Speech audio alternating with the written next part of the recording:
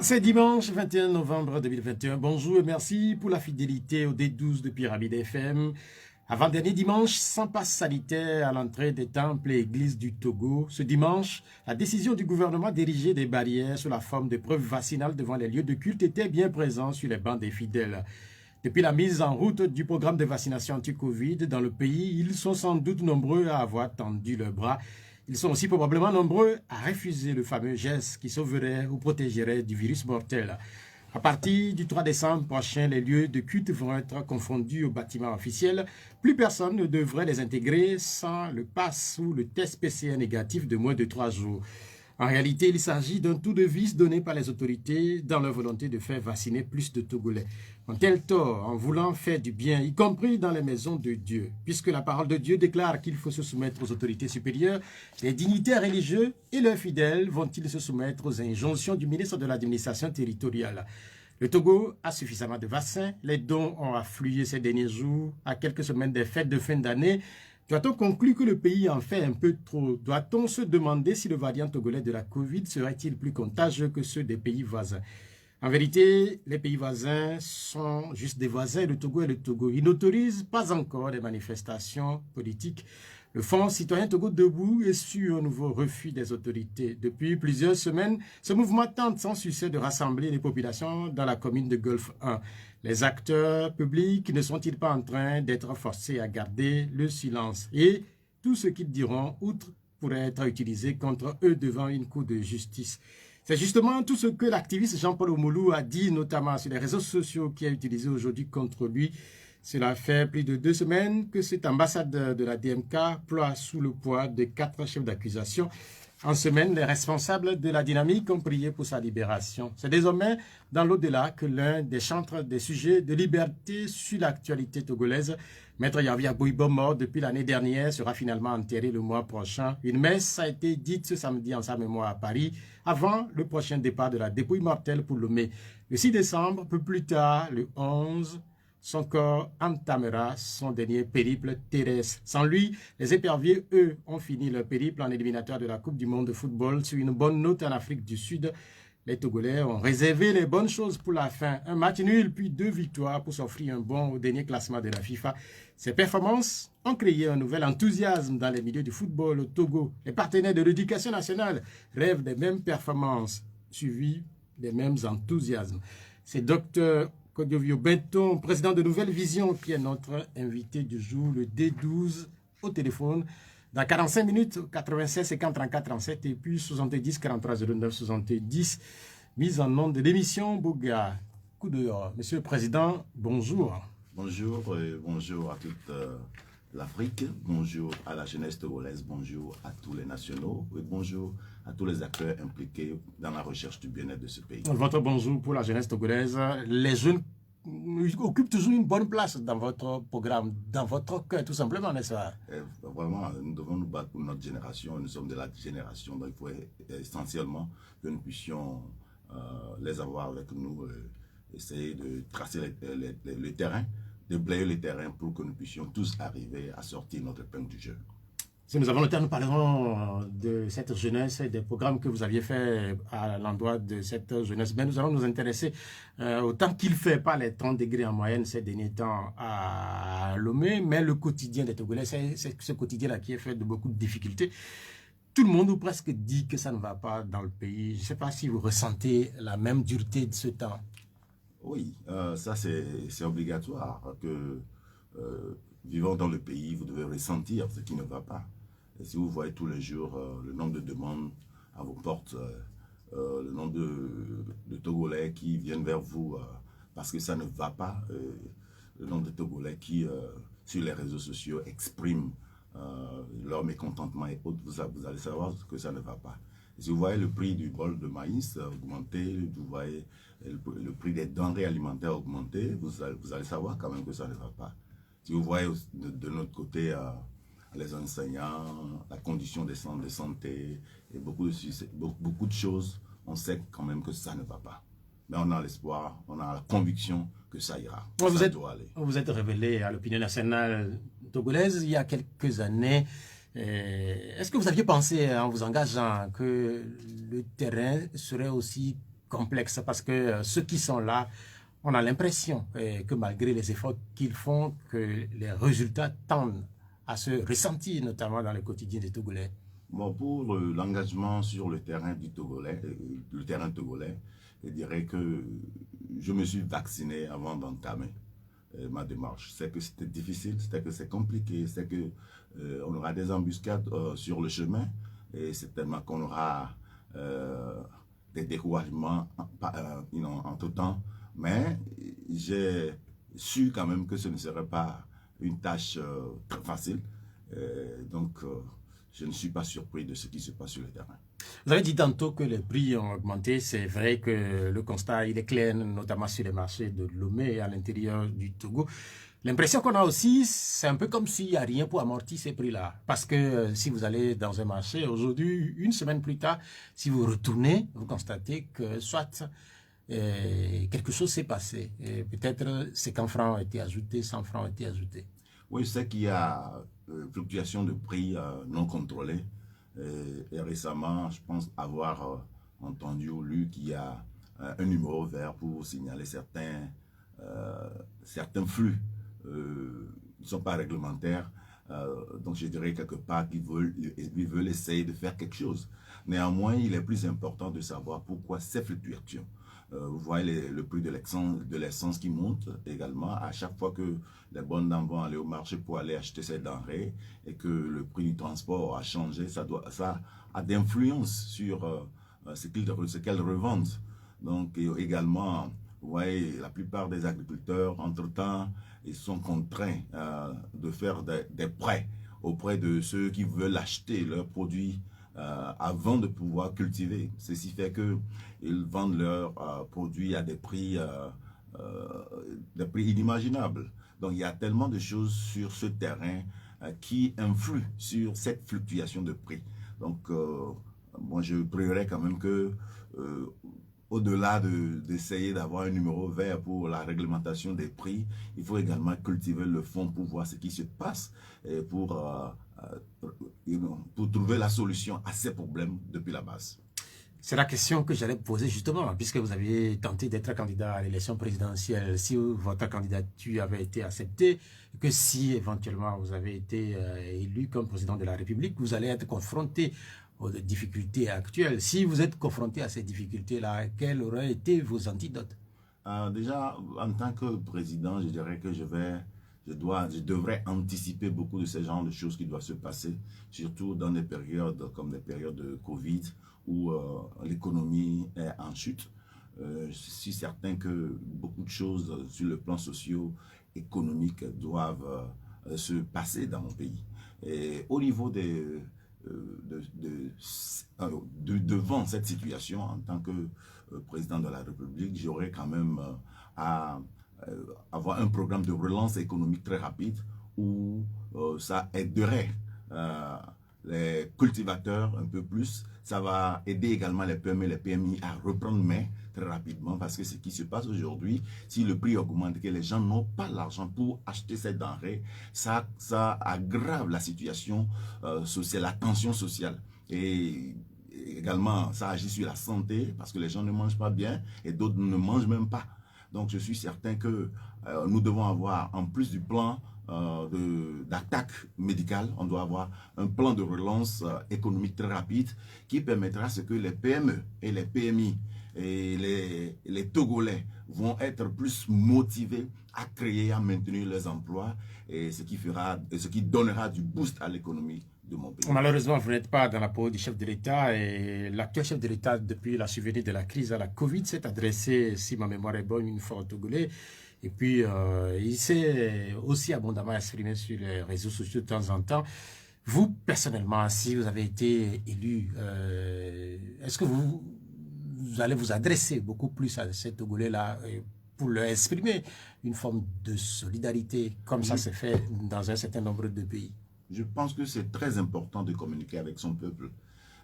S'il y a des choses à conseiller, si c'est le cas, je dirais que en tant que président de la République, ça réconforte plus les nationaux de voir le président partager la peine avec eux. Donc je pense que si vous avez un problème et que vous savez déjà qu'il y a quelqu'un qui comprend votre problème et qui étudie votre problème, ça allège au fait le poids de ce problème sur vous. Donc ce ne serait pas une fois, ce ne serait pas deux fois.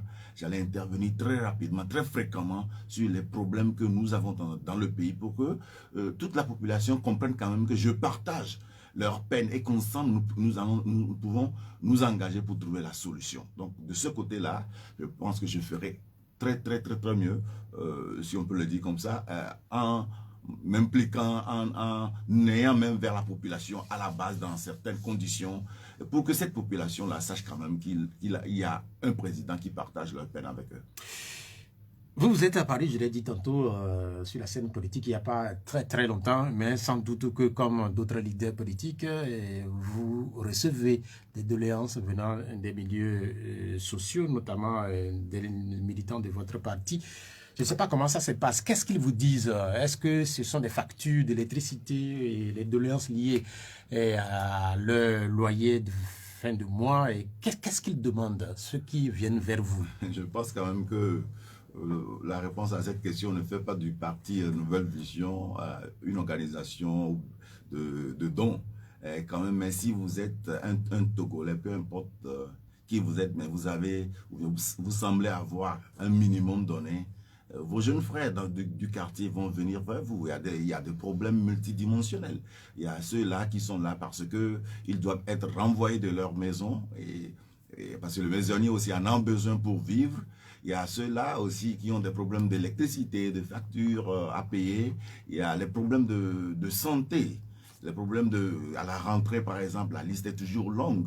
Il y a tellement de choses en ces périodes-là. Il y a d'autres qui ont faim, simplement qui ont faim. Il y a de bonnes dames qui viennent vers vous parce que ça ne marche plus, l'économie est tombée, elle n'est qu'une simple revendeuse de combes, mais ça ne va plus, ou bien on a fermé là où elle vendait, ou bien on a fermé l'entreprise. Donc, il y a tellement de choses. Donc, la faim, c'est aussi un grand problème. Et des fois, bon, on ne peut faire que ce que nous avons. Des sacs de maïs, des fois, des paniers de dons, de vivres. Et s'il y a possibilité, on agit aussi financièrement un peu. Donc, voilà, c'est des problèmes de tous bords. Et au-delà de ça, il y a beaucoup de jeunes aussi qui viennent avec des projets, qui ont besoin de financement, qui ont besoin des relations avec des financeurs à l'étranger ou dans la diaspora. Et il y a des fois, on les oriente vers les institutions qui sont au Togo et qui sont habilitées à les fournir des réponses à leurs questions. Donc, tellement de choses, je pense que la liste, on ne peut pas l'arrêter à 2 ou 3. Est-ce que vous avez besoin qu'on vous encourage? Ah non, je ne pense pas parce que je me suis engagé par passion. Je n'attends pas un retour parce que si on attendait des retours des fois, vous serez découragé. Parce qu'en aidant même des fois, tu as des problèmes à aider celui qui a besoin d'aide.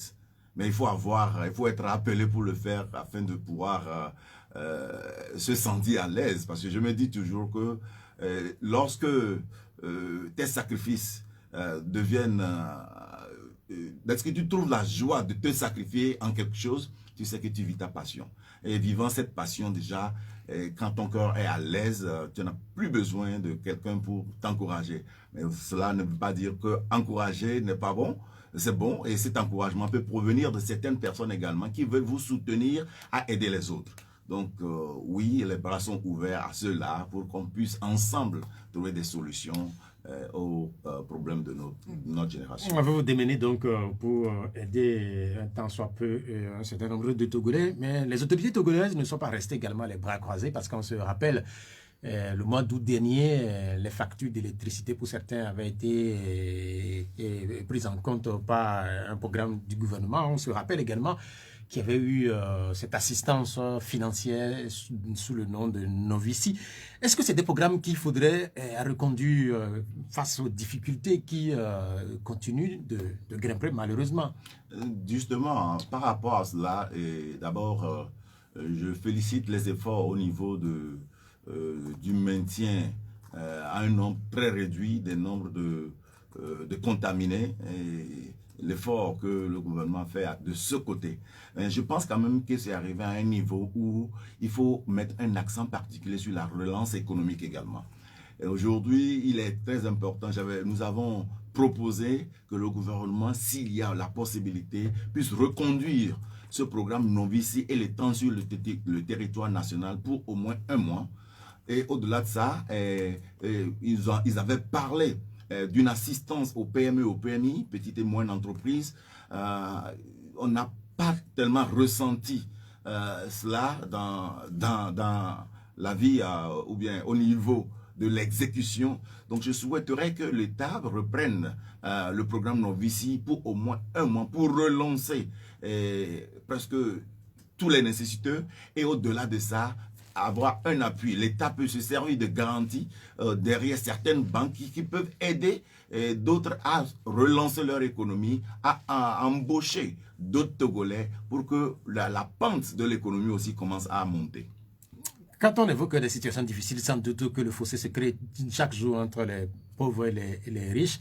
Dans ce pays, on constate qu'il y a de plus en plus de riches, mais il y a aussi de plus en plus de pauvres. Est-ce que c'est un constat que vous partagez? Oui, nous pensons que la classe moyenne togolaise n'existe presque pas. Et pour nous, quand on définit cette classe moyenne, ça y est, ceux qui, même s'ils n'en ont pas trop, mais ils ne sont pas trop soucieux, c'est presque à l'étranger. Et donc, en l'absence d'une classe moyenne, c'est difficile de faire évoluer un pays parce que la différence, les fossés entre les plus riches et les plus pauvres est tellement grande que la conscience collective, la conscience n'y est plus. Donc, c'est important de tout faire pour ramener une classe moyenne dans notre pays. Donc, nous constatons qu'il y a vraiment l'absence de la classe moyenne togolaise. Et c'est vraiment un travail que nous devons faire pour que déjà ceux qui sont à l'étranger et qui peut-être ont des emplois ou bien ils ont investi dans d'autres pays peuvent commencer à revenir s'installer dans le pays et pour la diaspora puisse revenir très souvent et que ceux qui ont la possibilité de créer continuer à créer pour donner au moins une forme à la classe moyenne togolaise. Parce que c'est dans cette classe moyenne-là que nous pouvons tirer le socle même du développement de notre pays. On vous appelle la diaspora à rentrer au Togo, n'est-ce pas? Pour nous, il est important que tous ceux qui aiment le Togo fassent ce qu'il faut faire pour donner des poussées à l'économie de notre Togo. Il y a d'autres qui peuvent le faire à l'étranger, il y a d'autres qui peuvent le faire sur le terrain. Mais ce qui est important pour nous, c'est que quand vous revenez très souvent dans le pays, vous touchez de doigt le problème et en touchant de doigt le problème, l'amour patriotique que le Togolais a en lui fait que tout le monde essaie de faire quelque chose. Ne serait-ce que construire sa propre maison, ça donnera des emplois à certaines personnes. Ne serait-ce que revenir voir sa famille et aider 1 ou 2 personnes, ça donnera des souffles à l'économie de notre pays. Donc c'est important pour nous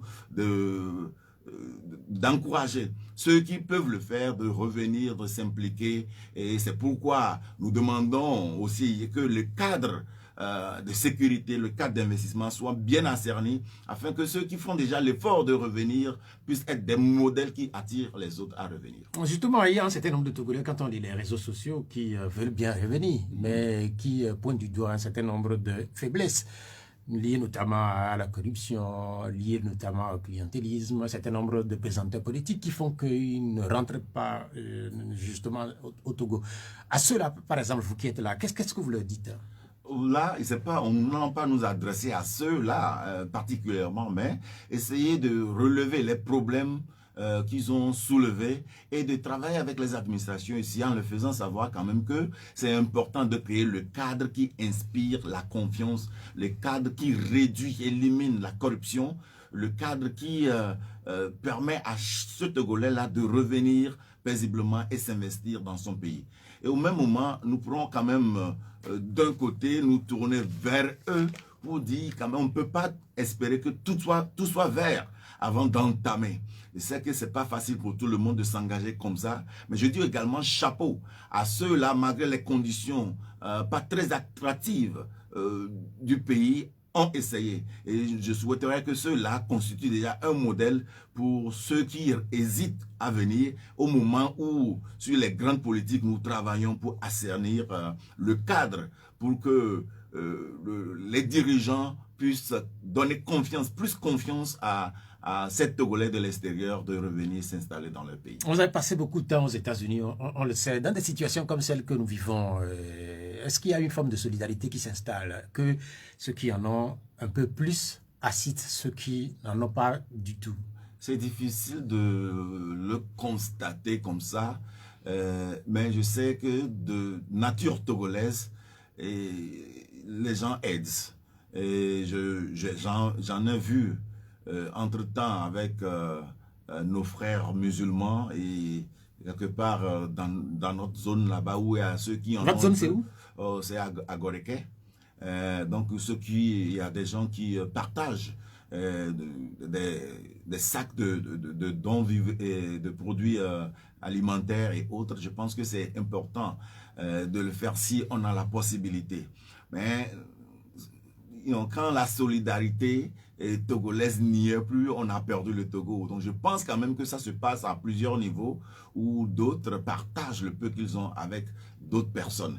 Mais néanmoins, je pense que la crise a tellement touché presque tout le monde au point où ceux qui en ont un peu se demandent si le peu que nous avons aujourd'hui, quand on le partage, on aura quoi demain. Donc c'est une crise qui a touché presque à tous les niveaux.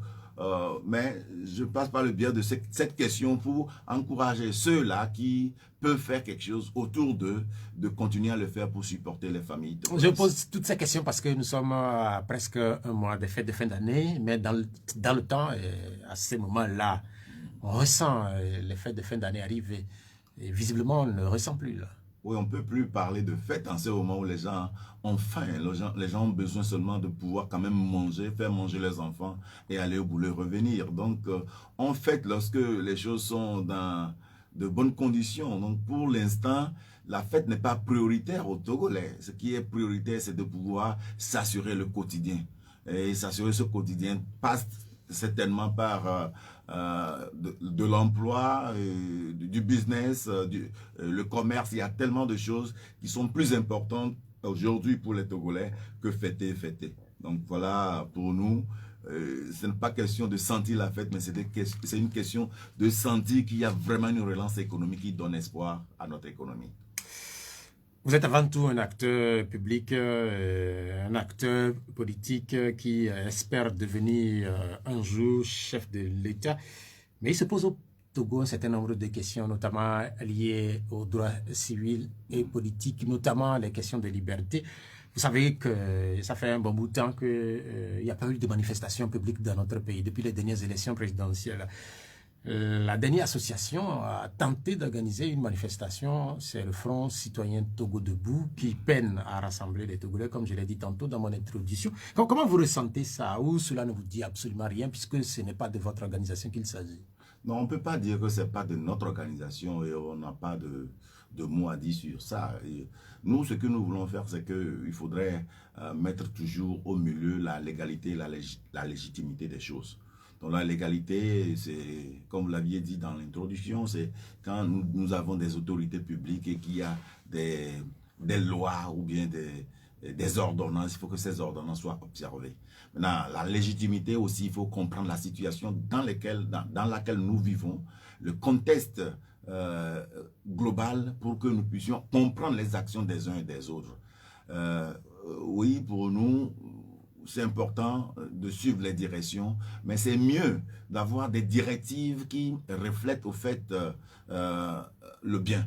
Ce que nous voulons dire par là, c'est que ce n'est pas parce qu'il y a Covid seulement qu'on en profite pour dire non à ceci et non à cela avec une finalité politique. Mais si c'est dans une option de faire évoluer le peuple, de protéger cette nation, de protéger chaque citoyen, ça c'est bien. Mais si la finalité de celui-là qui ordonne ou désordonne est de le faire à des fins politiques, uniquement politiques, ça n'avantage pas. Donc c'est pourquoi c'est toujours mieux de comprendre d'abord pourquoi et de suivre les directives qu'il faut jusqu'à ce que d'autres puissent voir réellement que vous avez été contraint contre votre droit. Donc pour nous, il est important de protéger la nation, mais il est aussi important de sauver la nation. Protéger la nation, on le sait, c'est la raison fondamentale qui est évoquée de plus en plus pour interdire un certain nombre de manifestations à caractère public. Mais on sait que cette pandémie, elle est là pour durer. Cela suppose que dorénavant, il n'y a plus de manifestations politiques au Togo pour une durée alors. Si on se réfère à ce qui se passe depuis un moment, on se le dira. Maintenant, la question, c'est aussi de voir, avec les efforts que nous vivons au niveau du nombre de contaminés, et aussi, bon, j'ai eu, la dernière fois, on est passé par l'aéroport, j'ai vu comment l'accent est mis sur euh, la sécurité sanitaire à ce niveau. Si on arrive à vraiment revoir les ports d'entrée du pays et que c'est bien ascerni, et au même moment, on a un nombre très réduit, très low, sinon plus, non plus, de contaminés, je pense qu'il serait temps également de libérer la politique, de libérer les manifestations pour que la danse soit bonne. Parce que quand vous êtes là et que la vie politique est totalement morte, je me demande si sur ce plan, ce qu'on serait. Donc c'est important de laisser les gens aussi s'exprimer, c'est important de laisser les gens aussi manifester leur accord ou désaccord par rapport à ce que nous faisons. Parce que c'est en se faisant qu'on mesure au fait la qualité de la politique, la qualité de l'impact que nous avons sur la population. Quand on regarde ailleurs, notamment dans les pays européens où la pandémie est beaucoup plus forte, on constate qu'il y a des manifestations. C'est la question que les Togolais se posent, ils ne comprennent pas. Oui, et c'est pourquoi j'ai dit que c'est important toujours aussi de communiquer avec sa population. Oui, on l'avait dit, le Togo c'est le Togo, les autres pays sont les autres pays. Le Togo peut, par rapport à son économie, par rapport à son budget, mettre un accent particulier sur quelque chose que la France ou les États-Unis n'ont pas fait. Mais cela ne suppose pas que le Togo est mauvais. Maintenant, la question serait de savoir pourquoi. Pourquoi ça se fait comme ça? Est-ce que c'est parce que nous n'avons pas assez de moyens et que nous voulons être plus en avant, en optant plus sur les méthodes qui nous permettent de ne pas être contaminés que de nous apprêter pour sauver les gens lorsqu'ils seront contaminés. Parce que c'est aussi un problème à voir. Des fois, il faut être proactif en évitant que ça arrive parce qu'on n'a pas les moyens que de laisser les choses aller et maintenant être confronté à des décisions plus importantes. Donc je pense quand même que ça dépend de la stratégie du gouvernement. Mais pour que le pays marche, il faudrait arriver à ouvrir les choses, du moins petit à petit. Et ailleurs, des fois, on peut voir le taux de personnes, le nombre de personnes qui ont été vaccinées. C'est souvent ce genre de choses que d'autres commencent à libérer certaines choses. Donc, communiquer avec la population, d'abord les faire comprendre la nécessité de se faire vacciner, et les rassurer que le vaccin c'est vraiment le bon, parce qu'on a eu à écouter beaucoup en Afrique. Donc je crois que ce sont des choses qui doivent se faire plus fréquemment pour que les Togolais comprennent cela, afin que nous puissions réouvrir presque tout pour que l'économie soit relancée. Vous êtes à la tête d'un mouvement depuis plusieurs années maintenant. Est-ce que les restrictions qui sont en cours, notamment face aux manifestations à caractère politique, est-ce que ces restrictions-là vous affectent personnellement? Ah oui, bien sûr. Par exemple, nous, à la Nouvelle Vision, presque chaque année, nous organisons des orientations aux jeunes étudiants et aux jeunes bacheliers. Également, nous organisons des séances de formation aux enseignants. Ce sont des choses que nous faisons physiquement presque toutes les années, qu'on n'a pas eu l'opportunité de faire cette année. C'est une manière également pour nous, à la Nouvelle Vision, de contribuer à améliorer le système éducatif. Au-delà de ça, je crois que l'année passée ou surpassée, nous avons pu lever jusqu'à plus de 35 millions de francs CFA pour aider les jeunes bacheliers, subventionner l'inscription, les frais de scolarité des jeunes bacheliers. Ce sont des activités que nous menons très souvent sur le terrain et qui apportent des solutions à certaines personnes. Donc, ces restrictions sur le terrain, aujourd'hui, en cette période de Covid, nous affectent. Mais néanmoins, ça stoppe pas. Nous continuons, ça ne nous arrête pas. Donc nous continuons à trouver des solutions qu'il faut pour continuer à agir. Entre-temps, nous avions, l'année passée, je me souviens, nous avions eu à faire cette orientation d'une manière virtuelle. Ça n'a pas donné le même impact que nous voulons, mais quand même, avec les restrictions que nous avons, nous nous sommes dit que ça ne doit pas nous arrêter. Ça doit nous permettre d'être encore plus créatifs et de voir ce que nous pourrons faire. Oui, ça importe, ça affecte tout le monde et ça affecte la nouvelle vie. Vous aviez levé 35 millions l'année dernière pour les étudiants et les nouveaux bacheliers. Et comment ça s'est fait? Et les 35 millions, vous les avez levés comment? Oui, nous avons des partenaires d'écoles, c'est-à-dire les grandes écoles, où nous négocions des bourses. Pour certains, si la scolarité est de 800 000, nous arrivons à avoir des fois jusqu'à plus de la moitié, 400 000. Pour d'autres, la bourse entière. Et nous organisons des séances d'orientation pour savoir les aspirations de ces jeunes bacheliers-là, quelle école ils veulent, quelle formation ils veulent avoir. Et nous les orientons vers ces écoles où ils n'ont plus à payer ce montant parce que c'est déjà couvert par la nouvelle vision, par nos actions dans la nouvelle vision. Donc c'est comme ça, nous avons pu lever ces fonds et pour les deux grandes universités, les deux grands coins, c'est-à-dire Lomé, on l'a fait, mais Akara également, on l'a fait pour aider ces jeunes étudiants. Et je rappelle que ce n'était pas l'année passée, c'est l'année surpassée. C'est une forme de recrutement que vous faites? Non, pas du tout, parce qu'on n'oblige personne à devenir membre de quoi que ce soit. Et nous nous impliquons dans le bien-être, dans le mieux-être de notre pays. Et tout ce que nous trouvons, et qui peut être fait, et qui n'est pas fait, et qui est de notre possibilité de le faire, nous le faisons. Revenons à la politique avec les restrictions. Ces restrictions-là touchent les milieux politiques, mais au-delà, ce sont des restrictions également observées sur le plan culturel et sur le plan sportif. La dernière fois, le Togo avait joué dans un stade vide.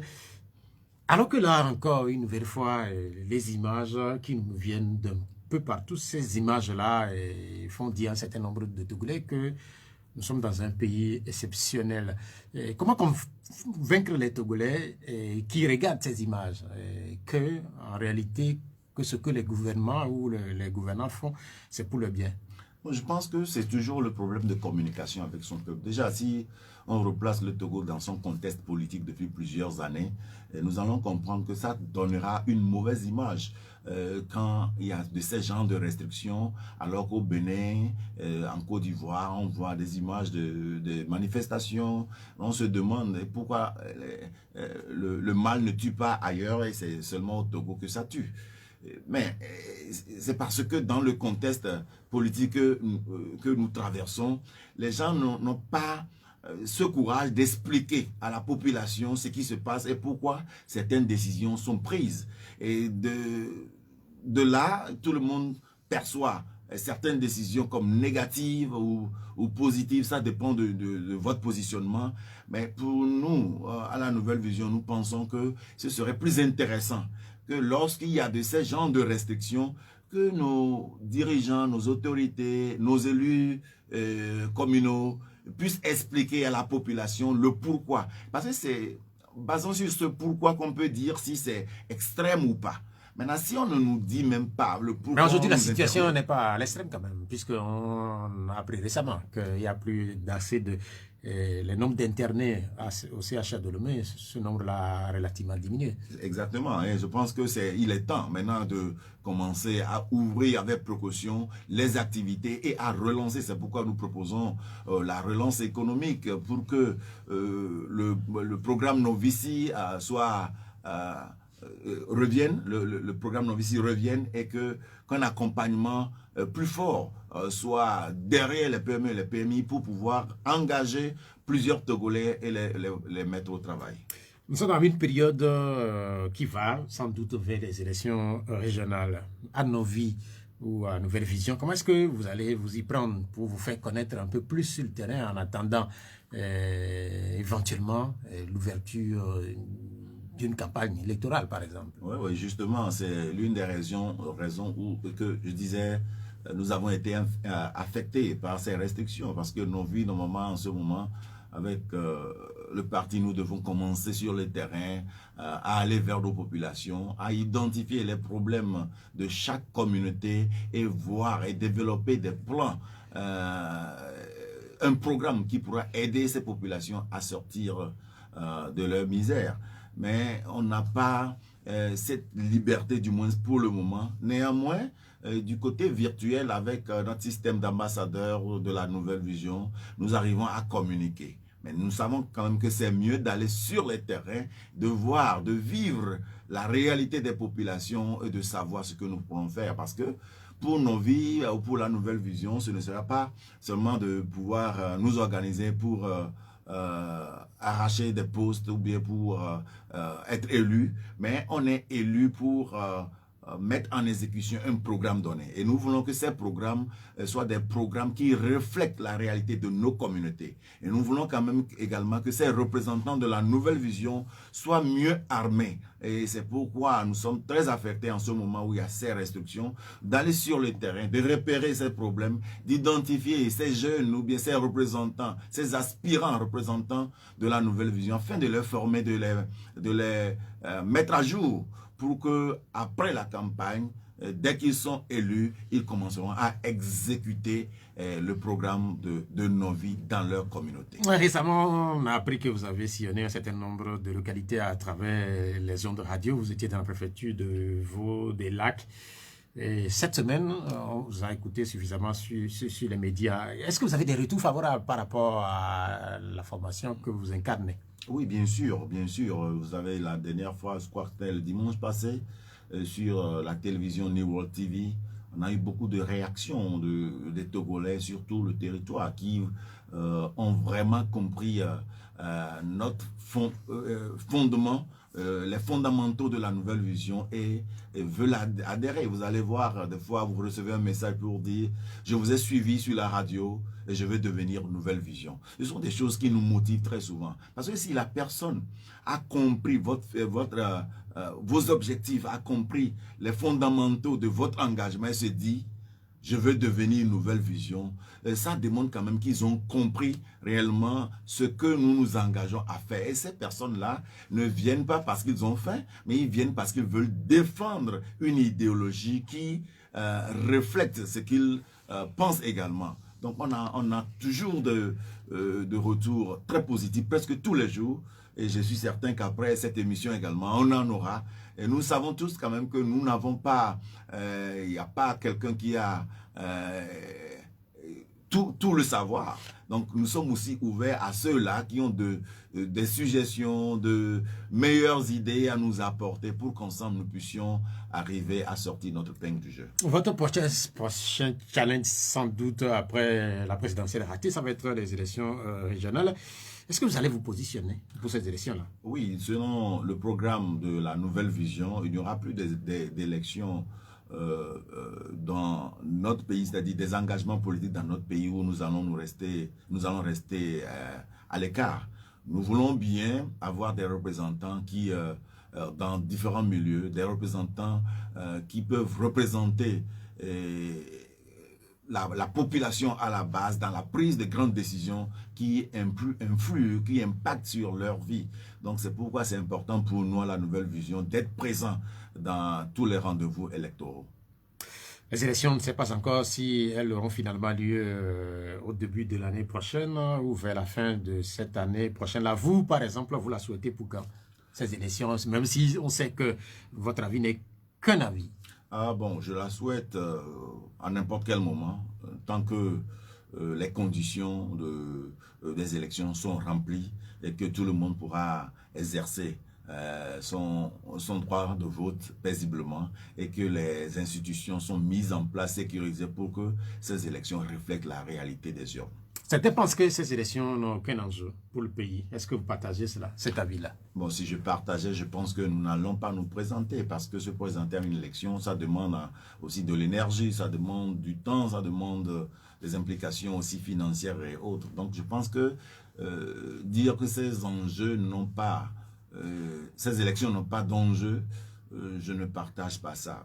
certainement que les gens se disent, quand on parle d'enjeu, vous allez leur demander c'est quoi l'enjeu. Peut-être pour certains, l'enjeu, c'est de dégager X ou bien c'est de se maintenir à X position. Donc si l'enjeu est toujours fixé sur ça, et je pense que oui, ils peuvent dire cela. Mais si l'enjeu est de voir le pays évoluer, est de s'appartenir à intégrer des clubs de décision où on pourra vraiment nous battre pour les besoins de nos communautés, je pense que c'est important parce que on a fait les élections locales, les gens en ont dit que ça n'apporte rien. Mais aujourd'hui, dans certains coins, je pense quand même que ça a commencé à donner un peu, même si ce n'est pas ce que nous voulons pour le moment, ce n'est pas la finalité, c'est un départ. Donc que chacun aussi contribue pour améliorer ce qui a été lancé. Certains pensent qu'après la razzia, on peut parler de razzia au niveau des élections municipales, et les mêmes razzias vont se reproduire aux prochaines élections régionales. Et autant garder cet argent qui va servir à organiser ces élections-là pour aider les communes qui sont là. Si on sait que les communes ont des difficultés, vous le savez. Non, c'est ça. Peut-être que c'est l'organisation des élections qui pose même problème. Quand je vois un peu, une fois je crois que on avait estimé le budget d'organisation d'une élection, c'était les élections présidentielles. Ce sont des budgets lourds. Donc je me demande déjà, en 2022, il y a élection, 2023, il y a élection, 2024, il y a élection, et 2025, il y a élection. Est-ce que ça ne pèse pas trop? Est-ce qu'il n'y a pas d'autres moyens de faire ces élections en une fois? Donc il y a, dans certains pays, on le fait, où on vote pour le président, on vote pour les députés et les représentants locaux. Et ça fait que, au lieu de dépenser toutes les années pour organiser, et on met tout ensemble et on le fait. Et si c'était possible, si c'est possible, bon, je prierais que nous puissions revoir cela pour que le poids d'organisation de ces élections-là ne pèse pas encore trop sur nous. Parce que des fois, ce sont encore des dons qu'on doit attendre. Des fois, ce sont des prêts qu'on doit faire pour organiser ces élections. Et ces prêts, vous savez que sont des grosses sommes à payer après. Et des fois, on va les payer avec les minerais que nous avons. Donc, je pense que c'est important de voir s'il y a possibilité de faire toutes ces élections en une pour quand même aider à soulager un peu l'économie de notre pays. C'est vrai que dans certains pays, on organise ce qu'on appelle les élections générales qui permettent d'élire à la fois le président de la République, mais également les députés, les conseillers municipaux. C'est cette nouvelle idée que vous agitez là. Est-ce que vous ne pensez pas que ce serait bien de la faire partager par un certain nombre d'acteurs politiques et la faire porter par un maximum d'acteurs pour que, comme ailleurs, cette idée arrive finalement à s'imposer à notre pays? Oui, je pense que nous le faisons tous les jours. C'est pas tout que nous disons seulement sur les réseaux sociaux, bien sûr, dans les médias. On a des sujets, des suggestions, on a des idées, on les envoie aux administrations ou bien aux services de référence. Si on a peut-être des suggestions envers le département de l'éducation, on envoie un courrier à pli fermé vers le ministre s'il le faut. Si c'est vers la santé, on le fait. Donc pour nous, on ne va pas rester les bras croisés seulement en parlant, on agit. Donc, et puis à travers ces médias également, on fait écouter aussi nos suggestions, nos propositions. Des fois, ce qui n'est pas très bon, c'est que quand vous faites des propositions, vous n'avez jamais de retour. Vous vous demandez même si ces courriers atteignent les destinataires ou pas. Ça n'encourage pas. Néanmoins, nous allons continuer à le faire parce que pour nous, si du moins ils arrivent à lire nos propositions et à tirer certaines de nos propositions pour l'appliquer sur le terrain pour le bien de notre pays, ça nous va. Donc c'est pourquoi partout, nous ne voulons pas faire des exclusivités à la nouvelle vision par rapport à nos programmes. Nous le partageons. Je me souviens, lorsqu'on nous a éjectés de la course présidentielle, et quelques jours après, nous avons organisé en appelant tous les autres candidats à venir pour qu'on partage les programmes que nous avons pour aller aux élections. Et parce que nous pensons que de ces programmes, ils peuvent avoir des points que d'autres ajouteront à leur programme de société pour qu'à la fin, ça puisse arranger le pays. Donc, on n'a pas trop d'exclusivité par rapport à nous pour dire non, on va cacher ceci, lorsqu'on sera président, on le fera. Parce que pour nous, si ce qui doit être fait commence à être fait et que ça donne des résultats, nous n'allons pas nous battre pour une présidentielle ou bien pour une régionale s'il ne le faut pas. Donc, on le fait aujourd'hui parce qu'on en a besoin comme outil pour arriver à une destination. On ne fait pas de la politique pour la faire, mais on le fait parce qu'on en a besoin à ce moment-ci pour faire évoluer les choses, pour aussi avoir un impact plus rapide sur l'amélioration des conditions. Merci beaucoup, Président. Je rappelle que c'est l'invité du jour, Dr Aubin Kodjo-Vitton, président de Nouvelle Vision. C'est avec lui que nous animons le D12 d'aujourd'hui. Et comme c'est des traditions à partir de cet instant, vous, auditeurs, vous avez la possibilité d'intervenir dans l'émission sur deux numéros, 96 et 34 37, et puis 70 43 09 70. Vous avez la possibilité également de laisser vos questions ou commentaires dans nos différents groupes WhatsApp notamment, et également sur notre page Facebook. Nous avons un premier auditeur. Allô? Oui. Bonjour. Allô? Oui, bonjour. Bonjour. Oui, votre nom? Oui, c'est Oui, comment vous allez? Oui, ça va bien. Ok. À la secondaire. Ok. Je salue le président. Bonjour, monsieur Pelé. Ok. Bon, la première préoccupation, parce que j'ai deux préoccupations. La première préoccupation, est-ce que c'est une élection régionale que vous pouvez expliquer à des Togolais qui vont comprendre que on peut perdre le temps? Deuxième préoccupation, le 22 février 2020, à ces élections, vous n'étiez pas, on vous a rejeté. Mais est-ce que vous allez répondre à des Togolais qui disent qu'on vous a rejeté parce que vous êtes du Nord, M. Kabara est du Nord, même on a interdit même M. Guettama de ne pas aller. Alors, vous avez trouvé quoi? Quel est l'objectif qu'on vous a, le motif qu'on vous a rejeté? Parce que des Togolais pensent comme ça. Merci. Bien, merci pour les deux questions. Sur la première question, parlant des élections régionales, la conception que vous avez de ces élections, la Nouvelle Vision. Oui, les élections régionales sont des élections qui vont nous permettre de mettre sur pied les conseils régionaux et enfin le Sénat, comme prévu dans les livres, dans les textes de la constitution de notre pays. Et le Sénat, au fait, c'est la manière dont le Sénat travaille, c'est comme une balance contrepoids pour les décisions du gouvernement par rapport à certaines choses. Ça donne un poids à certains élus de pouvoir analyser, de pouvoir évaluer, de pouvoir contraindre des fois des exagérations et des prises de décision. Donc c'est la mise sur pied de ce Sénat qui commence avec ces élections régionales où il y aura des conseils régionaux. C'est à peu près comme ce qui doit se passer au niveau des élections, ce qui s'est passé au niveau des élections locales. Donc ici c'est sur le plan régional et chaque région, dans les régions, on aura de ces conseillers qui vont finalement avoir leurs représentants qui seront assis au siège du Sénat. Donc c'est comme ça les élections qui se faufilent à l'horizon par rapport au régional. Maintenant, pour sa seconde question par rapport au rejet de la candidature, on l'a dit à plusieurs reprises, nous avons été rejetés de cette élection d'une manière, je dirais, illégale. C'est pas propre. D'autant plus que la raison qu'on nous a donnée, c'est que nous n'avons pas eu assez de signatures pour confirmer la candidature de Kodjo-Vitton. Maintenant, qu'est-ce qu'ils appellent pas assez de signatures ou suffisamment de signatures? La loi exige que quand vous êtes un candidat libre ou un candidat indépendant, un candidat émanant de la société civile, sans un parti politique, que vous ayez au moins 2000 signatures.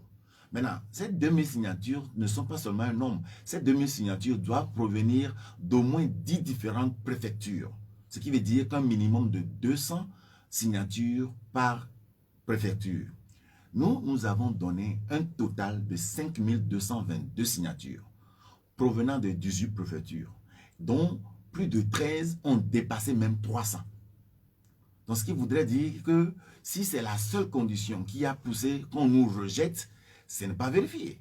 Et la preuve même était que quand vous lisez, c'est sur Internet, hein, quand vous lisez le premier rapport de la Cour constitutionnelle, au moment où on nous a rejetés, ils ont dit qu'ils ont reçu 3125 signatures. Et ces 3525 signatures nous donnaient au moins 6 préfectures. Maintenant, quand nous avons introduit notre recours, nous les avons signifié que nous n'avons pas donné 3125 signatures, que ça a été compté devant nous par 4 agents de la CENI. Et c'est certifié, nous avons la preuve. Maintenant, quand ils sont repartis dans le second rapport, ils ont commencé par parler des 5222 signatures qu'ils ont reçues, mais plus d'orientation par rapport au nombre de préfectures supplémentaires que nous avons eues. Mais ce sont des discours ambigus. Vous pensez que vous avez été rejeté à tort? En réalité, oui. La question de l'auditeur, au-delà de ça, puisque sans doute qu'il sait, mais il ajoute que peut-être que c'est votre origine qui serait défavorable à votre candidature. Je ne dirais pas non, d'autant plus qu'il faut comprendre les raisons qui ont poussé celui qui l'a fait ou bien ceux qui l'ont fait à le faire. On n'est pas rentré dans leur tête, mais nous pensons également que c'est possible que ça soit fait par ces genres d'intentions où on va penser que les votes à certains niveaux seront distribués entre des candidats. Parce que, par exemple... Vous allez partager les voix de là-bas avec un certain nombre à l'université de Cara et autres, là, on a fait beaucoup d'actions dans le Nord. Donc, les jeunes sont motivés à être nouvelle vision. Donc, je pense que ça peut aussi être l'une des raisons. Merci. Deuxième auditeur. Oui. Bonsoir. Oui, on vous appelle comment? Bonsoir. Quel est votre nom? J'ai un peu avant que ça se passe. Ouais. Donc, il y a d'autres préoccupations. Ouais. Qu'il a fait aux étudiants. Bon, il a dit qu'il a dépensé plus de 10 millions pour aider les étudiants. Et je pense qu'effectivement, moi, j'ai l'impression que il faut que les étudiants sortiront ou vont trouver du travail. Parce que au Togo, si quelqu'un veut travailler, il n'y a pas de travail au Togo. Il faut investir dans d'autres choses pour que les étudiants pourront travailler. Créer une usine pour que les gens sortent réunis pour le travail, ça serait bon. C'est une préoccupation. Bon, nouvelle vision, et une nouvelle tête. Quel est le travail qui est en train de faire maintenant pour assainir le terrain? À d'autres Togo, ça ne veut rien dire. Mais la politique des jeunes, on n'a pas la politique des jeunes au Togo. Qu'est-ce qu'il est en train de faire pour avoir un jour-ci, on a accepté sa candidature, on va donner sa victoire. Bien, merci cher ami, on a compris l'essentiel de votre passage à l'antenne. La première partie de la question, c'est sur les efforts que vous faites, notamment autour des étudiants. Une fois que ces étudiants-là arrivent à avoir le diplôme, ils vont travailler où? C'est ça la question. Oui, c'est une très belle question parce que l'essentiel n'est pas seulement d'envoyer nos enfants à l'école, mais c'est aussi arriver à leur créer des débouchés pour que ça puisse aider à mettre en fonction l'éducation qu'ils ont reçue. Oui, mais vous savez également que avant d'être diplômé, il faut être formé. Et pour être formé, il faut aussi avoir ces opportunités de payer pour ses études. Donc ce que nous avions fait, ce n'est pas tout, mais c'est quelque chose. Au-delà de ça, si nous avons donné cet exemple, nous ne nous limitons pas seulement au support aux étudiants.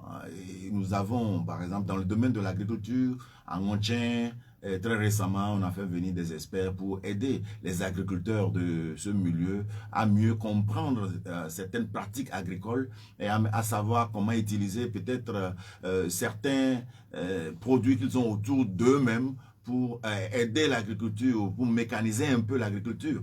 On a plein de choses qu'on fait. Le département de nos vies humaines qui, à chaque fois, forme des femmes dans des activités génératrices de revenus dans les villages reculés. Donc, la nouvelle vision a plusieurs actions dans lesquelles nous nous sommes plongés. Néanmoins, je partage cette opinion qui dit si nous avions eu cette somme, est-ce qu'on ne serait pas mieux peut-être de créer une entreprise pour employer les gens. Il a parlé de 70 millions, mais je crois que vous avez dit 35 millions. Oui.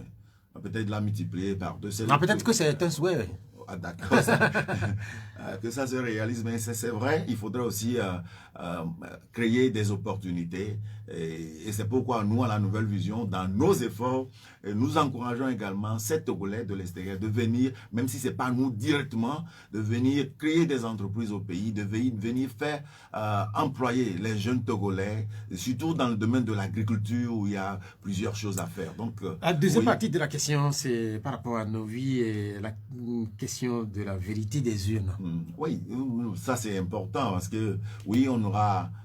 le jour viendra, on sera un candidat, oui. Le jour viendra, les gens vont voter le bulletin Nouvelle Vision. Mais est-ce que ce jour viendra où, si le bulletin conjoncton est voté, la vérité des urnes y sera? Nous, dans nos analyses, avec ce qui se passe depuis plusieurs années sur le terrain, nous avons compris que la vérité des urnes est aussi contrainte par la peur du lendemain des gens. Et ce que nous voulons dire, c'est que nous avons constaté que la politique sur le terrain était devenue un combat rigidement tendu entre deux clans où certains voient, par exemple, dans l'alternance des armes contre leur vie, c'est comme contre les intérêts, contre les intérêts, leur sécurité et autres. Mais pour nous, à la Nouvelle Vision, nous avons depuis plusieurs mois, même avant les élections, commencé à faire comprendre que l'alternance que nous visons, et c'est pour améliorer la condition de tout le monde. C'est une alternance qui donnera même une meilleure liberté à ceux-là qui doivent céder le pouvoir. Donc, on ne doit pas voir dans l'alternance un ennemi. L'alternance, au fait, c'est une opportunité de laisser l'autre aussi faire au moment où peut-être vous avez pris congé ou bien vous avez pris retraite et vous avez le temps maintenant de savourer votre vie. Donc, il ne faut pas voir en l'alternance, au fait, des armes contre vous. Et c'est le travail que nous devons continuer à faire. Et au même moment, c'est de voir comment est-ce qu'on peut planifier ces institutions qui doivent révéler la vérité pour que ces vérités-là soient vraiment exprimées. C'est important parce que nous avons compris que aussi longtemps que ces organisateurs voient la victoire de l'autre une arme contre eux, ils essaient de forcer les choses autrement. Donc c'est important de faire comprendre à tout le monde, à tous les acteurs, que oui, nous devons aller à une alternance, mais que cette alternance soit productive à tous les Togolais et non des armes forgées contre quiconque. Allô? Alors, bonjour. Bonjour. Bonjour. Oui, vous êtes à l'antenne. Bonjour, notre invité. Bonjour, monsieur Bozenbo. Je vais vous demander quelque chose. Vous avez un peu voyagé. La fois dans la semaine, Ghana a suspendu son péage. Et le Togo a augmenté pour lui. Au Ghana, les petits voitures payent moins de 50 francs. Ou en Suisse, ça ne paye pas 50 francs. Et si c'est là, ça ne paye pas 50 francs. Ça ferait entre 70 à 80 francs à TIFA. Mais le Togo prend 500 sur les petites voitures-là. Et Ghana a vu qu'ils sont en train de... Je ne sais pas pourquoi. Ils ont suspendu. Et vous, on est en train d'augmenter. Donc, l'agent du péage au Togo, c'est vous qui êtes le politicien. Qui on va demander les comptes? L'agent du péage au Togo a qui? Et qu'est-ce qu'on fait avec l'agent du péage? Avant le Ghana, si on fait le pont, c'est là qu'on fait du péage. Au moment que le Togo a commencé à faire des péages sur le groupe qu'ils ont fabriqué depuis des années du siècle, et Ghana aussi a pris. Et surtout, avec ces 50 francs sur les voitures. Maintenant, ils ont suspendu. Comment vous avez vu ça? Ok, c'est noté, Bozambo, on a compris. C'est vrai que cette semaine, on a lu un certain nombre d'articles concernant la situation des postes de péage au Ghana. Et voilà la question de l'auditeur. Oui, cette question, c'est une très bonne question. Moi, je me dis, normalement, dans cette situation covidale, où l'économie et la vie sociale deviennent de plus en plus chères, il faudrait des mesures d'accompagnement qui apaisent la population. Mais c'est au cours de cette période-là que on a mis le poste de péage en allant vers Palimé. Et c'est en cette période-là qu'on augmente également les frais de péage. Je pense que et ça n'aide pas la population, pas du tout. C'est une bonne chose pour le Ghana d'avoir fait ces actions. Je sais qu'au niveau du Togo, il y a certaines des actions qu'on peut peut-être énumérer. Néanmoins, il y a d'autres qui directement influent sur la vie de la population. Si par exemple le poste de péage est élevé, ça veut dire quand même que les conducteurs vont élever un peu leur prix et au même moment, les revendeuses vont mettre un peu sur les produits et ça devient très difficile. Donc si les décideurs sont à l'écoute, je pense que c'est le moment plutôt de trouver des solutions qui peuvent apaiser la population au lieu d'en créer parce que nous avons besoin des recettes dans le compte de l'État. Il y a plusieurs manières de pouvoir réduire les dépenses. On peut voir la représentation dans des réunions internationales, réduire le nombre de personnes qui doivent voyager, réduire certaines actions pour pouvoir économiser de ce côté, au lieu de créer encore des postes supplémentaires où le citoyen doit encore payer pour remplir les caisses de l'État. C'est important que nos... Vous appelez à ce que le train de vie soit donc revu tout simplement oui, à la baisse. Justement. Après Bozambo, nous allons insérer le 4e auditeur. Allô? Oui, allô? Allô, bonjour. Bonjour. Oui, Bonjour. oui, Javagos, comment vous allez? Très bien. Ok, allez-y. Salut le plateau. Salut. Pour moi, on a parlé chaque fois, on parle des élections au Togo.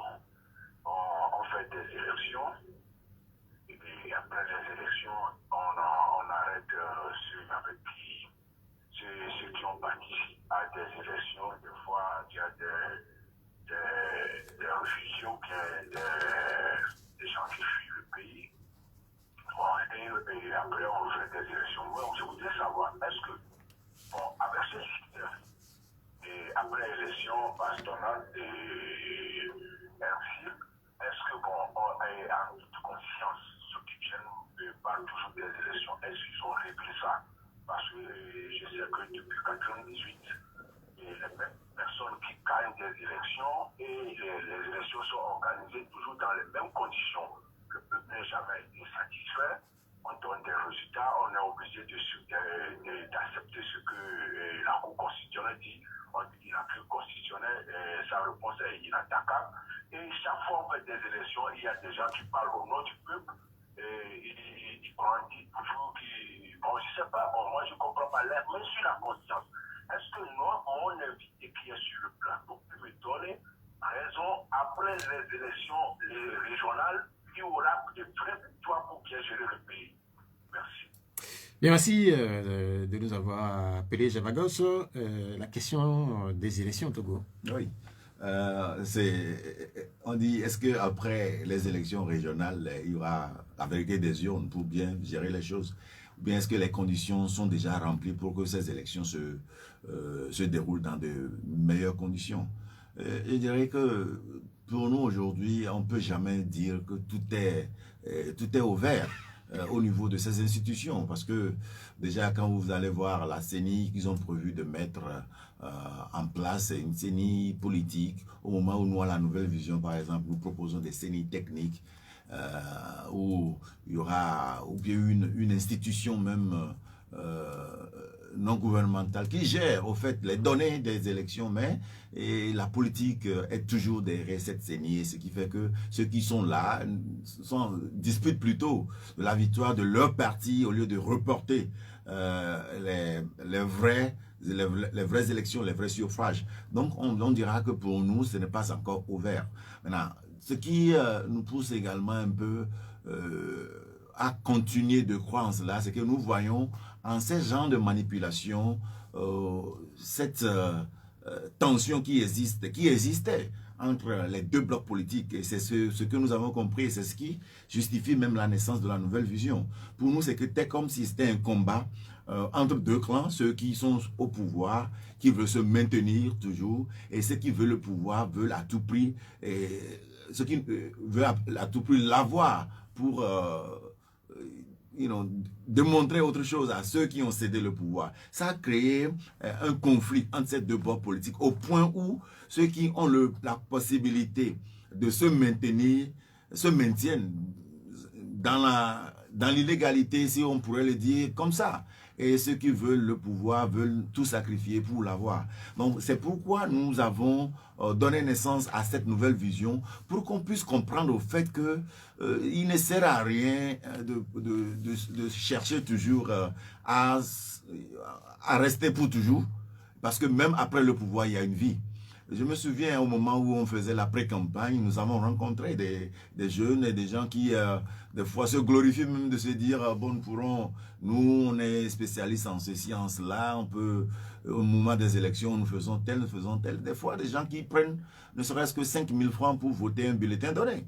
Et à la simple question de savoir si le pays marchait mieux, est-ce que dans les 5 ans, tous vos intérêts, vos réalisations seront 5 000 francs, les gens comprennent finalement qu'au fait, ils sont en train de vendre leur conscience contre des miettes. Donc, il faudrait sensibiliser, il faut changer ces mentalités. Il faut que ceux qui représentent même nos institutions à ce niveau-là arrivent à comprendre que ces manipulations, ces raccommodages ne feront rien d'autre que détruire encore nos pays. Bien, merci. Un autre auditeur.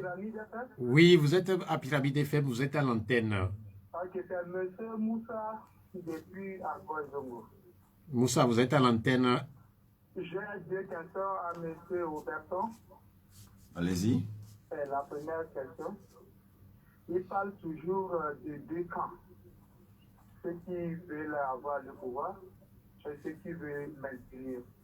Il place Abéomé où? Et voici que les gens du PNP sont en prison, les gens de l'AFC sont en prison, les gens de Abéomé à MDMK sont en prison. Et nos politiciens, c'est les élections qui les intéressent. Donc moi, vraiment, je ne comprends rien pour notre pays. Notre vie avait dit qu'il avait des préoccupations. Malheureusement, il n'a exprimé que la première. Et puis, peut-être que nous allons deviner la deuxième d'ici la fin de l'émission. Moussa parle de ces Togolais qui sont détenus, qui sont proches, par exemple, de la DMK, de l'ANC ou encore du PNP. Pendant ce temps, un certain nombre d'acteurs font comme si de rien n'était et ils se préparent pour aller à des élections régionales. Voilà le sentiment exprimé par notre ami. Oui, il a raison d'exprimer son sentiment de cette manière, mais il aura plus raison après avoir prendre connaissance des activités, par exemple, de la nouvelle vision, pour comprendre que pour nous, ce n'est pas une question de seulement des élections, parce que pour les élections ne sont pas les finalités de la nouvelle vision. Et il avait dit les gens de la DMK qui sont en prison, les gens de la PNP qui sont en prison. Nous disons toujours seulement que les Togolais sont en prison. Maintenant, la question est de savoir s'ils sont en prison contre leur gré, ils sont en prison d'une mauvaise manière, ils sont en prison contre toute attente ou pas, et qu'est-ce qu'on peut en faire. La dernière fois, dans certaines de nos activités, nous nous rapprochons également des prisonniers et nous plaidons les causes à certains niveaux. Je me souviens à la prison de Tchévier où on était passé pour faire des dons et on a rencontré un jeune papa qui nous dit, ça fait plusieurs années il est là et en toute franchise, je ne sais même pas le pourquoi. Et quand on demande, il paraît que son dossier n'existait plus. Donc de ce genre de choses, quand on l'entend... Mais il a oublié la prison? Certainement que ça. C'est sa version de la chose quand même. Mais ce que nous faisons de ça, quand on a de ce genre d'informations, nous nous dirigeons, nous orientons vers ceux qui peuvent agir, qui peuvent faire quelque chose pour d'abord savoir si c'est le cas, qu'est-ce qu'ils doivent faire, qu'est-ce qu'ils peuvent faire pour que les gens puissent, ceux qui sont là contre leur gré, ou bien qui sont là contre toute attente, leurs conditions puissent être revues. Donc, ce n'est pas une question de laisser ceux qui sont emprisonnés de côté et s'orienter vers des élections. Non, on veut le bien de tous les Togolais. Au même moment, on veut quand même que les jeunes comprennent. On dit souvent en Mina que c'est-à-dire, c'est pas parce que tu as raison que tu peux te permettre de tout faire, parce que nous sommes dans un pays, il faudrait quand même la discipline. Mais il y a certains qui profitent des fois de certaines situations pour faire certaines choses. Oui, dans ce cas, des fois, on peut voir, on peut parler de la légitimité des choses et la légalité des choses. La légitimité, des fois, en comprenant pourquoi la personne a agi, ou soit c'est parce qu'il a été malmené depuis plusieurs années au point où il a perdu la raison pour agir illégalement. Et il y a ces contextes-là, on doit comprendre aussi les jeunes Togolais. Mais nous allons continuer par nous battre pour chaque Togolais, peu importe leurs appartenances politiques, parce qu'il y a des gens certainement du parti au pouvoir qui devraient aussi être en prison. Donc si on arrive à identifier certains problèmes, certaines personnes, et qu'on peut faire quelque chose, nous nous orientons toujours vers ces gens de personnes et nous nous organisons à ce que les trucs soient déblayés, que les raisons soient données à ces genres de choses. Sur le cas spécifique de cette personne que vous avez rencontrée à la prison civile de Tébien, c'est ce que vous avez dit. Oui, est-ce que vous avez pu faire un suivi pour voir éventuellement ce qu'il devient, son dossier? Oui, ce que je disais, c'est que des fois, on fait des propositions, on agit et on n'a pas de retour. C'est ce qui est mal dans ça. Mais en voyant certaines réalisations similaires à nos propositions, on sait quand même qu'il y a des gens qui lisent ou bien regardent un peu ou bien écoutent un peu nos propositions. Dans ce cas spécifique, on a continué à envoyer des courriers à des administrations spécialisées. On n'a jamais eu de retour. Mais nous pensons quand même que ces gens ont été identifiés, ces genres de personnes ont été identifiées et qu'à la date d'aujourd'hui, peut-être que la raison est déjà donnée.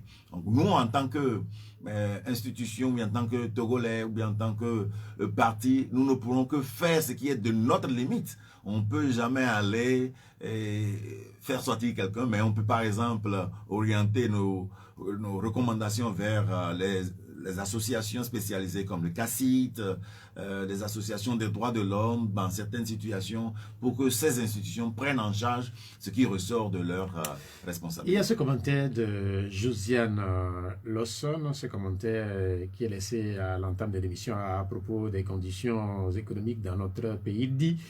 Elle dit plutôt, il y a de l'argent au Togo pour ceux qui savent oser. Le vrai problème, c'est que les Togolais ne savent pas se mettre ensemble pour entreprendre. Et il donne des exemples des Sahéliens qui viennent s'enrichir dans notre pays. Et aujourd'hui, ils sont les patrons au niveau du marché d'Adabolato. Est-ce que vous partagez ce constat-là, que les Togolais n'arrivent pas à se mettre ensemble pour entreprendre? Je me baserai sur un exemple que j'ai vécu moi-même pour répondre à cette question. Je me souviens lorsque je quittais la tête de la Togolese Foundation, j'ai offert de soutenir 5 projets à hauteur de 1 million par projet. Et la seule condition, c'est de voir 5 personnes au moins de différentes capacités autour d'un projet. Et je vous garantis que je n'ai même pas eu un. Parce que chacun veut faire pour lui et personne ne comprend pas pourquoi on va se mettre ensemble pour réaliser tel ou tel projet. Donc ce que je voulais dire par là, c'est que je suis d'accord avec le commentaire de la sœur Josiane qui disait que c'est difficile pour les Togolais de se mettre ensemble. Maintenant, la question serait encore de savoir si ce n'est pas déjà depuis la base de l'éducation que nous avons eu. Est-ce que ça profite à nous les Togolais? Est-ce que ça profite à ceux qui nous dirigent ou pas? Et si ce n'est pas le cas ou si c'est le cas, qu'est-ce que nous on peut faire aujourd'hui? C'est pourquoi j'ai dit qu'il est important de mettre en exergue les Togolais modèles. Ceux qui arrivent malgré tout à être ensemble, à réaliser et voir le fruit de leur réalisation pour s'en servir comme modèle dans tout sur le territoire togolais. Donc c'est important de nous mettre ensemble parce que c'est en ça que nous avons la force. Merci. Un autre auditeur. Allô? Bonjour. Bonjour. Commis. Oui, Commis, vous êtes à l'antenne. Allez-y. J'aimerais demander à notre invité Il y a un problème qui se pose au niveau de l'opposition, dont à chaque fois, moi, je n'arrive pas à les comprendre. Certains ont choisi pour option les élections. Certains ont choisi pour la révolution. D'autres ont des moyens. Mais j'aimerais m'appesantir sur ceux qui ont choisi les élections. Et prendre votre cas typique. La dernière fois, vos dossiers ont été recalés. Et on n'a pas senti le soutien des autres éléments de l'opposition.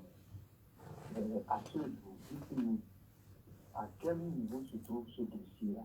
Puisque vous avez revendiqué que ce qu'on vous reproche n'était pas le cas. Et de la même manière, la seconde question, ça vous pose la question du fichier d'élection pour ceux qui ont choisi le côté des élections. Où on a l'opposant Olivier aussi, ma mémoire est bonne, a pu démontrer que le fichier que nous avons pour les élections n'est toujours pas fiable. Sur ce point-là, qu'est-ce que vous proposez? Merci. Bien, merci. Sur la première partie de la question, je ne sais pas si ce dossier est entré dans l'histoire, je ne sais pas si une nouvelle fois vous allez revenir dessus, puisque il y a à peine quelques minutes, vous avez expliqué tout ce qui a entouré l'histoire de ce dossier qui a été rejeté. Mais l'auditeur a reposé la question. Je ne sais pas si vous voudrez bien réagir là-dessus. Oui, sur ce dossier, nous en parlons comme référence. Parce que c'est un dossier selon le deuxième rapport de la Cour constitutionnelle qui est déjà clos. Et comme l'avait dit un auditeur, les décisions de la Cour constitutionnelle ne sont pas attaquable. Donc, ce dossier a été clos. Mais nous nous en servons comme référence pour mieux poser nos pas dans le futur. Donc, quand il dit, par exemple, qu'il y a les partis de l'opposition qui n'ont pas, il n'a pas senti le support de certains partis de l'opposition, je dirais oui, à des niveaux. Je sais quand même qu'il y a eu certaines personnes qui ont quand même appelé pour encourager et d'autres qui disent bonne arrivée sur le terrain. Faites votre baptême de feu. C'est ça. Donc, il y a tellement de choses qui se sont passées à ce niveau. Mais, travailler pour avoir le soutien de l'opposition vient également aussi de programmes que nous avons en lesquels tous ces partis vont voir la possibilité d'avancer. Parce que des fois, je me souviens, nous avons eu à partager des séances avec certains partis de l'opposition où nous ne sommes pas très d'accord avec certaines finalités. Aujourd'hui, à la Nouvelle Vision, quand on nous demande, vous êtes opposant, oui, j'assure que c'est oui. Maintenant, la question, c'est de savoir, je suis opposant à quoi? C'est ce qui nous différencie à certains niveaux. Nous sommes opposants à la misère, à la galère, à la mauvaise gestion des choses, à la corruption, à la mauvaise gouvernance, mais pas obligatoirement opposants à quelqu'un. Nous sommes opposants à ces situations. Et c'est pourquoi nous allons toujours, avec notre politique des 3C, où nous disons que nous allons contraindre s'il le faut, nous allons contribuer, nous allons collaborer. Tout ça avait une finalité donnée. Et cette finalité pour nous aujourd'hui, ce n'est pas le dégagisme.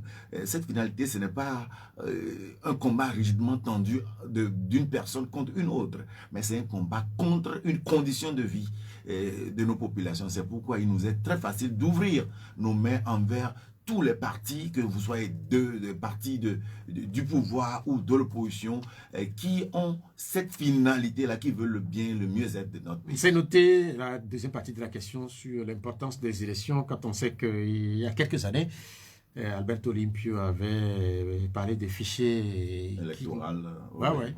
Donc là également, depuis dans nos interventions, nous avons proposé un nouveau recensement avant même les échéances. Parce que nous comprenons que des fois, quand on est proche des élections, c'est en ce moment-là que nous voulons mettre des fichiers, nous voulons consulter les fichiers électoraux.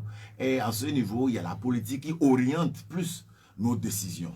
Alors que si en ce moment où il n'y a plus d'élections dans les 6 mois, dans les 1 an, bon, ce n'est pas le cas tout de suite, on devrait aller à un nouveau recensement parce qu'il y a tellement eu de mouvements ces dernières années. Donc, nous proposons quand même qu'un nouveau recensement soit fait avec une stratégie technologique plus qui donne plus confiance en ces fichiers électoraux et que le jeu soit bien joué sur le terrain par rapport à nos programmes et que celui qui a le meilleur programme, qui inspire la confiance du peuple, de la population, de sa communauté, puisse être élu pour l'application de son programme pour le bien de sa communauté. Et à la question de Laurent, depuis quand il veut savoir qui sont vos alliés sur le plan politique, autrement dit les partis avec lesquels vous partagez les mêmes visions? Je pense que parmi presque tous les partis actifs sur le terrain, il y a toujours des points positifs, des points communs que nous partageons.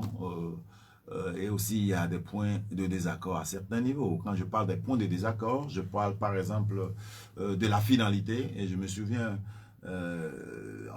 des discussions entre partis une fois où, pour certains, il faudrait qu'on puisse nous unir seulement pour arriver à X. Et pour d'autres, il faut plutôt qu'on puisse trouver un terrain d'entente pour pouvoir créer améliorer ces opportunités. C'est-à-dire la finalité même entre nous n'est pas la même. Donc quand on n'a pas la même finalité, qu'on veut faire marche ensemble, ça n'apporte pas vraiment cette cohésion. Donc pour nous, tous ceux qui sont sur le terrain aujourd'hui et partagent cette vision de voir un meilleur Togo, où il y aura la paix, un meilleur Togo, où il y aura l'opportunité à chacun de vivre, de joindre les deux bouts, de rêver et de réaliser ses rêves, nous allons vers eux.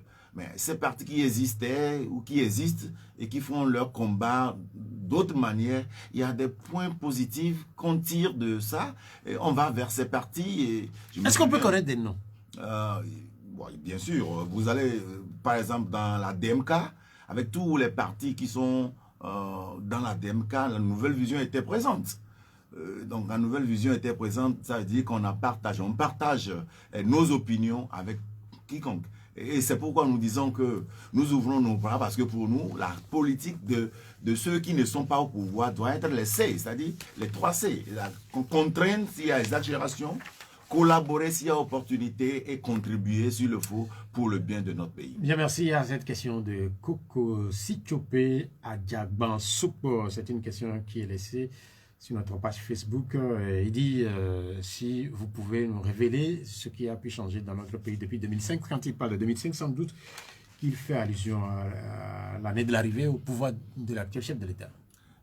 Concernant le changement, je pense que je ne suis pas franchement dans les meilleures dispositions pour énumérer. Mais ce que je peux savoir, c'est que la situation des Togolais autour de moi, ce que moi j'ai pu constater, la situation des Togolais autour de moi s'empire du jour au lendemain. La vie sociale, la vie devient plus dure, les prix des denrées alimentaires augmentent, même le déplacement c'est très cher, tellement de choses sur le plan négatif. Mais il y a certainement des choses sur le plan positif également. Par exemple, je ne peux pas dire totalement une liberté d'expression, mais quand même on constate qu'aujourd'hui, c'est plus facile d'exprimer sa conviction, même si on n'est pas d'accord d'une manière proprement dite. On peut exprimer sa conviction. Ce sont des évolutions. Il y a peut-être d'autres choses qui ont changé, mais ce que nous voulons voir dans notre pays, c'est qu'on arrive aujourd'hui à être encore fiers de notre pays, à se dire nous sommes Togolais parce que nous vivons dans un pays qui nous inspire confiance et sécurité, qui nous permet de manger tous les jours et qui permet à nos enfants non seulement de rêver, mais de réaliser leurs rêves. Donc c'est ce que nous voulons voir, nous voulons notifier comme changement. Sinon, à part ça, surtout dans la lutte politique, on ne voit que les mêmes choses à chaque fois. Sur certains plans, ce sont les mêmes choses. Mais oui, voilà un peu le récapitulatif que je peux faire depuis 2005 dans mon analyse. Depuis le 2005, le Togo continue d'écrire son histoire, une histoire qui se confond depuis un temps maintenant avec la lutte contre le terrorisme dans la sous-région. Le Togo est présent sur un certain nombre de fronts. Vous savez que c'est devenu une pandémie, la lutte contre le terrorisme, puisque le Mali, le Niger, le Burkina Faso le Tchad, le Nigeria, ces pays sont quotidiennement touchés. Le Togo a échappé à une tentative il y a quelques jours. Vous personnellement, comment est-ce que vous vivez cette situation qui, pour un certain nombre d'observateurs, n'a pas de solution? Pour nous, nous prions que le Créateur nous épargne du terrorisme. Carrément. Du terrorisme. Et nous savons quand même que ce n'est pas seulement une question de prier, rester les bras croisés. Il faut quand même que nous puissions arriver à être très vigilants un peu partout. Surtout, nous avons tellement de problèmes dans notre pays déjà. Et quand on va ajouter encore le problème de terrorisme, ça va aggraver. Parce que quand je vois les pays là où le terrorisme est assis, ça n'avantage pas trop le développement de ce pays. Parce qu'il n'y a pas la stabilité et un développement dans l'instabilité est toujours très difficile.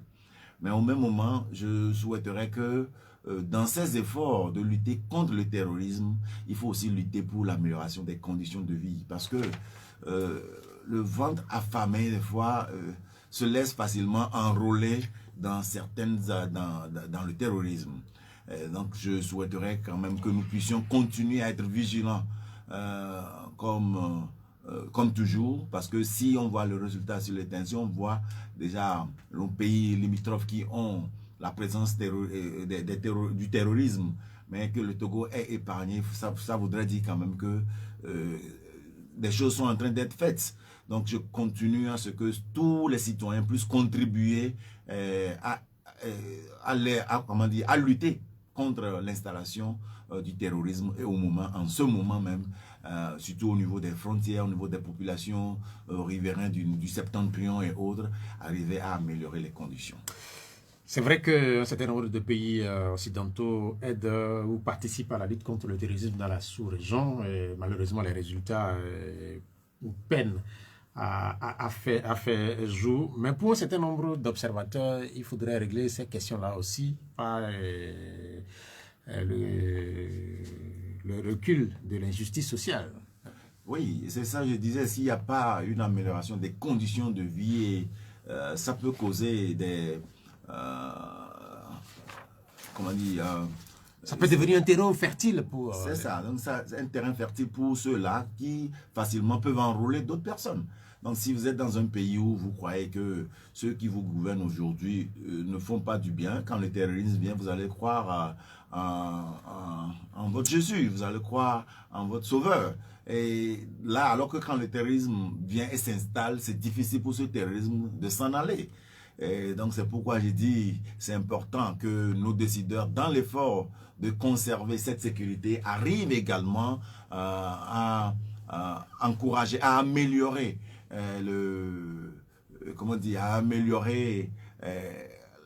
la gouvernance pour que cette sécurité règne, pour que ce sens de patriotisme revienne, afin que ceux qui seront dans nos milieux et qui seront identifiés, que les institutions soient alertées à temps pour que nous puissions ne puissions pas céder au terrorisme dans notre pays.